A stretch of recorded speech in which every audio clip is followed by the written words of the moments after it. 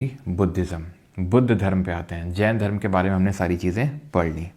All right, Buddhism में थोड़ा सा हमें डिटेल में पढ़ना होता है बिकॉज से ज़्यादा क्वेश्चंस बनते हैं। तो बुद्धिज़्म धर्म के जो फाउंडर थे वो गौतम बुद्ध थे। जैसे हमने देखा वर्धमान महावीर के बारे में, वो फाउंडर नहीं थे, फाउंडर तो ऋषभ देव थे, मेन प्रोपाउंडर थे, मेन जिन्होंने जैन धर्म का प्रचार किया। लेकिन मेन यहाँ पर प्रचार प्रसार फाउंडर सब गौतम बुद्ध ही हैं, जो कि शाक्य क्लैन से बिलोंग करते थे, इसीलिए उनको शाक्य मुनि के नाम से भी जाना गया, या फिर तथागत, तथागत के नाम से भी, the one who is learned, जिसको सब कुछ पता है, तो तथागत के नाम से भी जाना गया इनको। बर्थ और ठीक है, बर्थ की अगर बात करेंगे तो इनका जन्म हुआ 563 बीसी में, और डेथ हुई इनकी कब? डेथ हुई 483 बीसी में। तो इनका टोटल एज कितना हुआ जब इनकी डेथ हुई? क्यों? तो इनकी टोटल एज कितनी हुई जल्दी से कैलकुलेट करके बताओ। और इनका जो जन्म हुआ था वो लुम्बिनी नेपाल में हुआ था, और जो इनकी डेथ हुई थी वो कुशीनगर में उत्तर प्रदेश में हुई थी। आपको ऐसे याद करना है कि खुशी खुशी इन्होंने अपने प्राण त्याग दिए। बचपन का इनका नाम क्या था? सिद्धार्थ था, ठीक है, जो वर्धमान महावीर जी के फादर का नाम था। लेकिन इनके फादर का नाम क्या था? इनके फादर का नाम था सुद्धोधन, और इनकी मदर का नाम क्या था? महामाया, जो कोलिया ट्राइब से बिलोंग करते थे। ध्यान रखिएगा, शाक्य मुनि तथागत इनका नाम है, वहीं वर्धमान महावीर का अगर पूछ लेगा तो नया पुत्ता नाम था, ठीक है। वर्धमान महावीर का इनका जो नाम था दैट वाज नया पुत्ता, ठीक है, तो ध्यान रखिएगा। और ये हमें पता है कहाँ मिलता है? जो बुद्धिस्ट टेक्स्ट हैं वहाँ पर हमें इनका नाम दैट इज़ वर्धमान महावीर का नाम नया पुत्ता के नाम से उनको रेफर किया गया है, ठीक है। ऑल राइट, देन आगे बढ़ते हैं अभी, और बाकी चीज़ें देखते हैं इनकी लाइफ से एसोसिएटेड। तो इनकी स्टेप मदर दैट इज़ जो इनकी मौसी थी, उनका नाम था महाप्रजापति गौतमी। ये इंपॉर्टेंट इसलिए है बिकॉज ये पहली भिक्षुनी थी। भिक्षुनी कौन होता है? Bhikshuni is like someone some female who follows the Buddhist religion, जो बुद्धिज़्म धर्म को फॉलो करती हैं, ठीक है, उनको बोलते हैं हम लोग। इसी तरीके से हमारी थेरीज भी होती हैं। थेरीज ध्यान रखिएगा कौन होती हैं? These are senior Buddhist nuns. तो उसी तरीके से काइंड ऑफ महाप्रजापति गौतमी भी थेरी हो जाएंगी, यानी पहली थेरी थी हैं। सीनियर फीमेल बुद्धिस्ट नन जो होती हैं उनको थेरी बोला जाता है बुद्धिज़्म में। इनकी वाइफ का नाम था यशोधरा। उनकी वाइफ कौन थी? दैट इज़ आपके जैन के जो थे आपके वर्धमान महावीर, यशोदा, इनकी है यशोधरा। उनकी बेटी थी अनुजा प्रियदर्शनी, इनके बेटे हैं राहुल। बुद्धा ने 29 साल की उम्र में ग्रह छोड़ा था, 29 साल की उम्र में। इनके पहले टीचर अलराकर्मा थे, सेकंड टीचर रुद्रक रामपुत्र थे। और जब 29 साल की इन्होंने उम्र में घर छोड़ा था, तो इसके पीछे भी स्टोरी कि घर क्यों छोड़ा था, बिकॉज ये काफ़ी अमीर घर से थे, क्योंकि ऑब्वियस से बात है राजा हैं इनके पापा, तो बहुत अमीर घर से होंगे। और ऐसा कहा जाता है कि जब इनका जन्म नहीं हुआ था, जब जन्म होने वाला था, तो ऐसा पंडित जी ने इनको बोला था कि आपका जो बेटा होगा वो काफ़ी ज़्यादा इन सब चीज़ों में उसका मतलब मोह माया से वो दूर रहेगा, और काफ़ी ज़्यादा उसको ये सब भक्ति और ये सब में ज़्यादा उसका वो मन लगेगा। ये ऐसा नहीं चाहते थे उनके फादर, कौन? जो आपके सुद्धोधन थे। उनका ये था कि भाई बेटा राजपाट संभाले, तो इसीलिए उनको इन सारी चीज़ों से दूरी रखते थे जो लाइफ की सफरिंग्स थी। लेकिन जब एक दिन गौतम बुद्ध बाहर गए, then he saw something which amazed him. The first thing he saw was an old person, जिससे उनको ये रियलाइजेशन हुई कि जो एजिंग है दैट इज़ इनएविटेबल, उसको रिवर्स नहीं कर सकते हो। एक दिन सबको बूढ़ा होना ही पड़ेगा, आज भी बूढ़ा होना ही पड़ेगा, ठीक है, चाहे आप कितनी भी कोशिशें कर लो। अभी तक ऐसा कोई दवा नहीं बना कि भाई आपको बूढ़ा होने से बचा ले, है ना, है कि नहीं। अब वो बात अलग है कि आप ब्रायन जॉनसन हैं, लेकिन फिर भी कितना कितना अवॉइड कर लोगे? 10 साल, 20 साल, 25 साल, 30 साल, ठीक है, कितना एज रिवर्स कर लोगे? ठीक है, बुढ़ापा तो आएगा ब्रायन जॉनसन का भी। यहाँ पे ये क्या है? ये एक डेड बॉडी उन्होंने फिर देखी। जब ये डेड बॉडी देखी तो और उनको धक्का लगा कि एक दिन मेरा भी यही हाल होगा, एक दिन मैं भी मर जाऊँगा। यानी कि डेथ भी इनएविटेबल है। डेथ भी इनएविटेबल है का मतलब है कि डेथ भी आनी है, इसको कोई ये अनअवॉइडेबल है, अवॉइड नहीं कह सकता है। फिर उन्होंने देखा कि ये एक सिक पर्सन है, इसको बीमार हो रखा है बेचारा, यानी कि suffering is the reality, is the truth. Suffering तो लेनी पड़ेगी, सफ़र हर किसी को करना होगा, ये भी एक ट्रू है। आप देख सकते हो ये सारी चीज़ें गौतम बुद्ध ने रियलाइज़ करी कि भाई सफरिंग ये ट्रूथ है, ये सब ये अनअवॉइडेबल है, इसको सबको फेस करना ही पड़ेगा। तो आप लोग जो एक मॉक में नंबर कम आ गए, ठीक है, कुछ ब्रेकअप टाइप भी आजकल लोग आते रहते हैं, ठीक है, लेकिन जब से मैंने सफ़र इनिशिएटिव स्टार्ट किया तब से, तो ये सारी चीज़ें जो हैं आपको पता होनी चाहिए कि कुछ भी सफरिंग हो रही है, this is the part of life, कोई नहीं बच पाया इनसे, ठीक है। एंड देन आखिर में उन्होंने देखा एक एसेटिक को, एक प्रीस्ट को, वो आराम से, उसके चेहरे पे स्माइल थी, आराम से शांति में बैठा हुआ था। एंड दिस अमेज्ड बुद्धा कि यार मुझे ऐसा बनना है, ठीक है, जिसको किसी चीज़ से फ़र्क ना पड़े, ना सुख से ना दुख से, चैन की ज़िंदगी जीनी है मुझे, सुख दुख के चक्कर में नहीं फंसना है मुझे, क्योंकि एक दिन मुझे डेथ तो मिलनी ही है, सफरिंग तो मिलनी ही है, एजेड तो होना ही है। तो क्यों ना, जैसे वो हमने कल देखा था नचिकेता और यम के बीच जो डायलॉग था कठोपनिषद में या यजुर्वेद में जो दिया हुआ है, कठोपनिषद में हमने देखा कि किस तरीके से जो वो लड़का है जिसका नाम क्या था बताओ, क्यों, what was the name of that boy, Nachiketa. तो उसने क्वेश्चन पूछा था, और उसने जब क्वेश्चन पूछा कि मुझे ट्रूथ जानना है ना, तो उन्होंने बोला कि डेथ के बाद क्या होगा, तो उन्होंने बोला था यमराज ने कि अब जो मांगना है मांग लो, कि वेल्थ मांगनी है, प्रॉस्पेरिटी मांगनी है, जो मांगना है, प्लेजर्स। तो उन्होंने क्या बोलते हैं नचिकेता कि ये सब टेम्परेरी चीज़ें हैं, ठीक है, ये सब साथ नहीं रहेंगे, जो साथ रहेगा that is knowledge about one self. और वही बुद्धा को क्या किया, फैसिनेट किया। इसीलिए इन्होंने 29 की उम्र में घर छोड़ दिया, which is called as what, Mahabhinishkramana. जो इन्होंने ग्रह त्याग किया उसी को महाभिनिष्क्रमण बोला जाता है।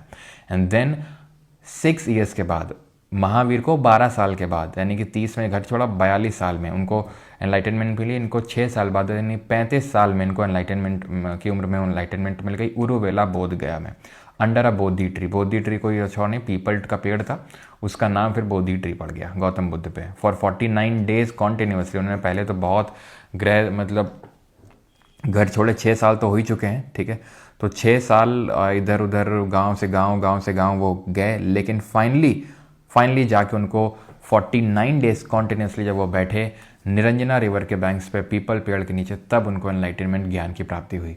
और आज अगर आपसे बोल दिया जाए 49 मिनट के लिए बैठ जाओ, नहीं बैठ पाएंगे आप, ठीक, 49 मिनट्स आपके लिए ऐसा हुआ भाई बहुत हो गया नो कि भाई ठीक है। गौतम बुद्ध जी भी एक ही बार में तो 49 दिन के लिए स्टेट नहीं बैठ गए, क्योंकि पहले 6 साल उन्होंने वो किया, और अंदर उनके कहीं था कि भाई एक ईगरनेस थी सारी चीज़ें जानने की। तो ईगरनेस बहुत इंपॉर्टेंट रोल प्ले करती है, ठीक है। अगर आपको ईगरनेस है कि भाई जैनिज्म बुद्धिज़्म के बारे में जानना है, IAS के बारे में क्या हुआ जानना है, तो जो मैं पढ़ा रहा हूँ वो आप एब्जॉर्ब करोगे, काइंड ऑफ जैसे एक स्पॉन्ज एब्जॉर्ब करता है। लेकिन आपके कोई एक्साइटमेंट है ही नहीं, कोई ईगरनेस है ही नहीं, कोई क्यूरियोसिटी है ही नहीं, तो क्या होगा, अरे यार बहुत मुश्किल हो रही है, बहुत मुश्किल हो रही है, जाना भी है बाहर, थोड़ा सा मौज मस्ती करना है, समझ रहे हो आप। लेकिन फॉर एग्जांपल आपका मैथ्स में इंटरेस्ट आता है, मैथ्स में मज़े आ जाते हैं, तो फिर वहाँ पर एब्जॉर्ब करोगे आप चीज़, ठीक है, वहाँ पर आप चीज़ें एब्जॉर्ब करोगे, वहाँ पर क्यूरियोसिटी है। तो अगेन वही, जिस चीज़ के लिए आप जितने ज़्यादा क्यूरियस होगे, वो चीज़ फिर आपको सिखानी नहीं पड़ती, बतानी नहीं पड़ती, आप अपने आप सीखते हो उसको, चीज़ को, ठीक है। तो फर्स्ट सरमन इन्होंने जो दिया वो सारनाथ वाराणसी में दिया, ठीक है। प्रथम जो उपदेश दिया उन्होंने कहाँ पर दिया, सारनाथ वाराणसी में। एक डियर पार्क पड़ता है, डियर पार्क, ठीक है, जिसको ऋषि पत्तना भी बोला जाता है, ठीक है, ऋषि पत्ताना, वहाँ पर इन्होंने पहला उपदेश दिया, और इसीलिए इनको लाइट ऑफ एशिया कंसिडर करते हैं गौतम बुद्ध को। तो इनके लाइफ से एसोसिएटेड कुछ इवेंट्स हैं और उसके कुछ सिंबल्स हैं, उन इवेंट्स और सिंबल्स को देखते हैं कि किससे रिप्रेजेंट किया गया है। बर्थ को यानी जन्म को, बर्थ को जन्म बोला गया है, और इसको रिप्रेजेंट किया गया लोटस या बुल से।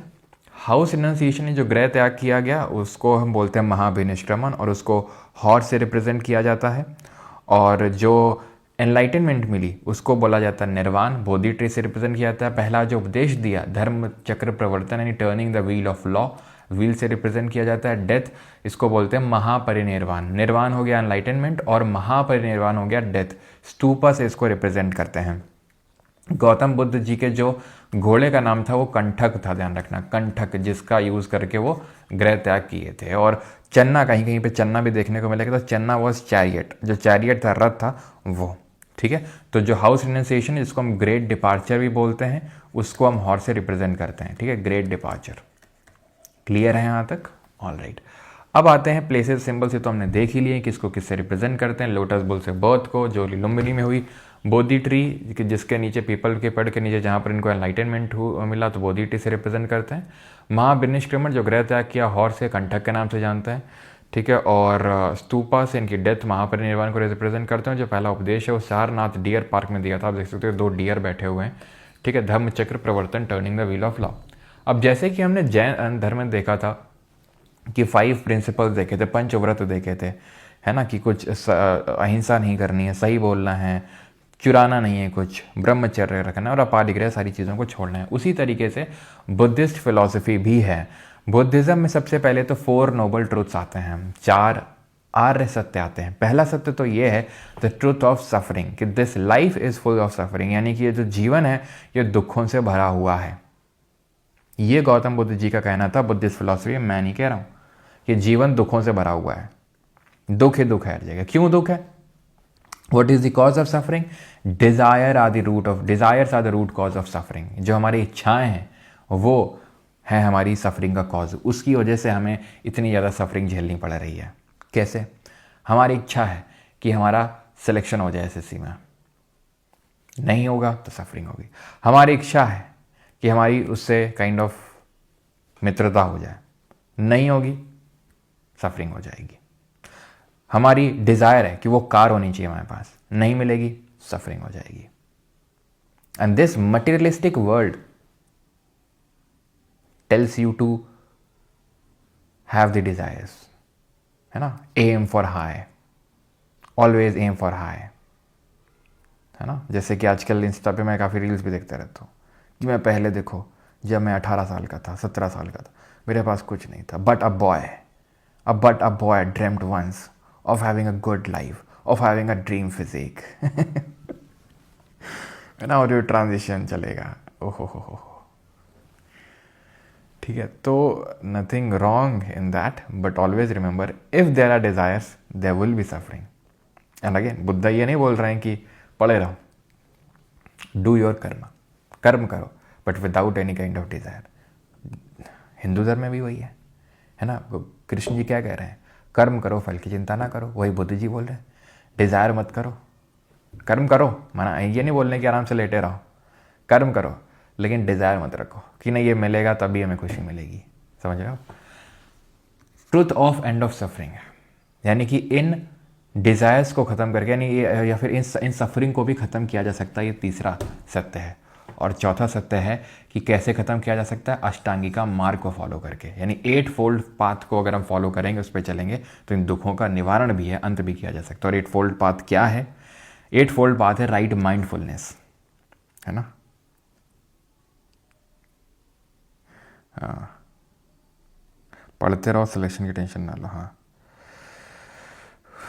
हकूना ममाटा देख रहे हैं, भी रुक जाओ।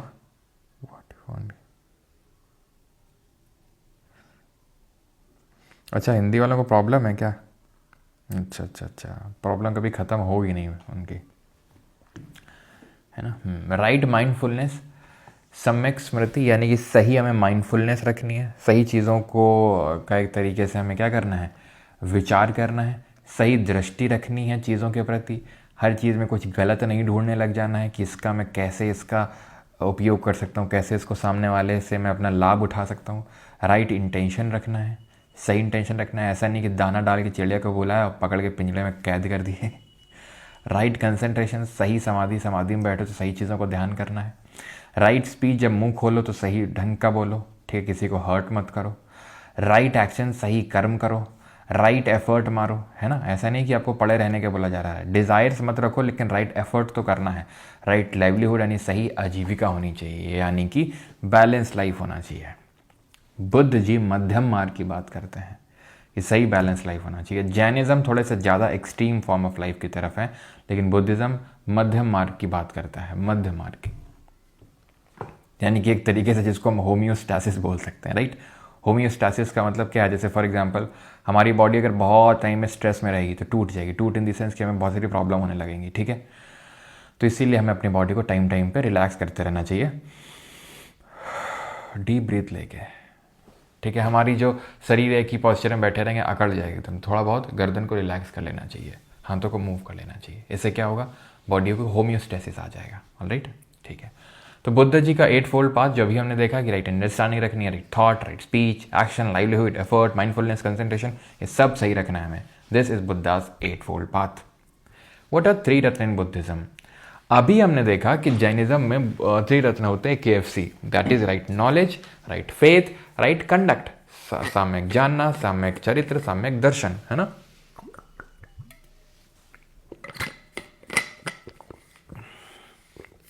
उसी तरीके से बुद्धिज्म में भी त्रिरत्न होते हैं। क्या त्रिरत्न है? बुद्ध, धम्मा और संघ। यानी बुद्ध, धम्म मतलब धर्म को ही धम्म बोलते हैं बुद्धिज्म में, संघ मतलब कम्युनिटी ऑफ मंक्स। ये त्रिरत्न है बुद्धिज्म के। ठीक, जिस तरीके से हमने देखा कि जो जैन काउंसिल हुई और जैन धर्म में डिवीजन हुआ, स्थूल भद्र की लीडरशिप में श्वेतांबर चले गए, भद्रबाहु की लीडरशिप में दिगंबर चले गए। उसी तरीके से चौथी बुद्धिस्ट काउंसिल में यहाँ पर बुद्धिज्म भी डिवाइड हो गया मेनली दो सेक्ट में, हीनयान और महायान। चतुर्थ बौद्ध संगीति में बौद्ध धर्म दो संप्रदायों में विभाजित हुआ, हीनयान और महायान। उसको देखने से पहले हम गौतम बुद्ध जी की जो अलग अलग मुद्राएं हैं इसके बारे में थोड़ा सा जान लेते हैं, कौन कौन सी मुद्राएं हैं। ठीक, तो एक तो धर्मचक्र मुद्रा है, टीचिंग, जहां पर बुद्ध, धर्मचक्र परिवर्तन क्या है, जहां turning the wheel of law, जहां पर भगवान बुद्ध उपदेश दे रहे हैं, पहला सरमन दे रहे हैं सारनाथ वाराणसी डियर पार्क में, उसको हम धर्मचक्र मुद्रा बोलते हैं। दूसरी है अभय मुद्रा, जो फियरलेसनेस को सिग्निफाई करती है कि जो गौतम बुद्ध हैं वो फियरलेस हैं, वो किसी से डरते नहीं है, वो अभय मुद्रा है। तीसरी है भूमि स्पर्श मुद्रा। भूमि स्पर्श मुद्रा है जहां पर गौतम बुद्ध क्या कर रहे हैं, भूमि को स्पर्श कर रहे हैं और भूमि से बोल रहे हैं, हे भूमि देख लो, हमें एनलाइटनमेंट मिल रही है और मिल चुकी है हमें, इसके तुम साक्षी हो। ठीक है, तो भूमि को स्पर्श करके क्या कह रहे हैं कि अर्थ को बोल रहे हैं कि you are the witness of my enlightenment. वरल मुद्रा जेनरोसिटी को रिप्रेजेंट करता है, गिविंग और कंपैशनेट मुद्रा को रिप्रेजेंट करता है। ये अलग अलग मुद्राएं हैं। ध्यान मुद्रा जहां पर मेडिटेशन कर रहे हैं। वितर्क मुद्रा की बात करेंगे तो it is wheel of law represent reason discussion. तो रीजन डिस्कशन, सही डिस्कशन और ट्रांसमिशन ऑफ बुद्धिस्ट टीचिंग, जो बुद्धिस्ट टीचिंग से उनके ट्रांसमिशन की ये बात करता है। ठीक है, तो ये अलग अलग मुद्राएं, थोड़ा सा ध्यान रखना। अभय फियरलेसनेस, वर्ड आपकी जेनरोसिटी, वितर्क आपका किसको दिखाता है, ट्रांसमिशन ऑफ बुद्धिस्ट टीचिंग। भूमि को स्पर्श हो तो आराम से याद आ जाएगा जो मैंने अभी बताया। धर्मचक्र आपको पता है, turning the wheel of law, जहां पर सरमन देते हैं, उपदेश देते हैं। ध्यान मुद्रा तो ध्यान नाम में ये ध्यान, मेनली अभय, वरद और वितर्क ध्यान रखिएगा। ठीक, अब ये चारों बुद्धिस्ट काउंसिल देख लेते हैं, बौद्ध संगीतियां देख लेते हैं। तो 4 बौद्ध संगीतियां हुई थी। पहली राजगिरी में हुई थी, दूसरी वैशाली में, तीसरी पाटलिपुत्र में और चौथी कुंडलवन कश्मीर में हुई थी। कब कब हुई थी? तो ये 483 बीसी याद करना, 100 साल बाद 383 बीसी, 100 साल बाद लगभग 250, वैसे 100 साल बाद 383 में 100 माइनस करोगे तो 283 में आओगे, बट उसी के ही अराउंड 250 बीसी एंड 72 एडी में। यानी ये चौथी जो बौद्ध संगीति है that was held in 72 AD not BC. Okay, Kundalvan Kashmir में। पैटर्नाइज किसने किया? पैटर्नाइज का मतलब होता है कौन रूलर था उस टाइम पे जिसने खर्चा पानी उठाया? अजातशत्रु, कालाशोक, अशोक, कनिष्क। कैसे याद करोगे? एक, इससे क्या होगा? इससे होगा ये कि आसानी से याद हो जाएगा। और ये सर कौन है, ये सब पता चल जाएगा कल से। कल जब महाजन पढ़ेंगे अजातशत्रु कौन है, कालाशोक कौन है, अशोक कौन है, कनिष्क कौन है, सब पता चल जाएगा आगे। ठीक है, तो अगर नहीं भी ऐसा अभी रटोगे तो ऐसे कोई लोड लेने की बात नहीं, लेकिन एक ध्यान रखना। ऐसे होगा कि अगर मान लो भूल गए कि पूछेगा कि दूसरे वाली किसने वो होस्ट करी थी, किसने करी थी, तो एक मतलब के से नाम उसका शुरू होता है। अगर ऑप्शन में 3 ऑप्शन ऐसे जिनका के से नाम नहीं शुरू होता तो आराम से एलिमिनेट कर लोगे आप। प्रेसिडेंसी में ऐसे याद कर लो, MSMV, महाकश्यप, सबाकामी, मोगलीपुत्र तिस्सा, वासुमित्र। इनके नाम आगे हम नहीं देखेंगे तो इनको यहीं पे रटो अभी तुम। ठीक है, कि पहली महाकश्यप, दूसरी सबाकामी, तीसरी मोगलीपुत्र तिस्सा और चौथा वासुमित्र, MSMV। ठीक है, कब हुई? कोई कठिन नहीं, आंख बंद करो मेरे साथ, करो, कर ली। कब हुई थी? 483 पहली, दूसरी 100 साल बाद 283, तीसरी अगेन 100 साल बाद, सॉरी पहली 483, दूसरी 100 साल बाद 383, तीसरी 100 साल बाद फिर 283 नहीं 250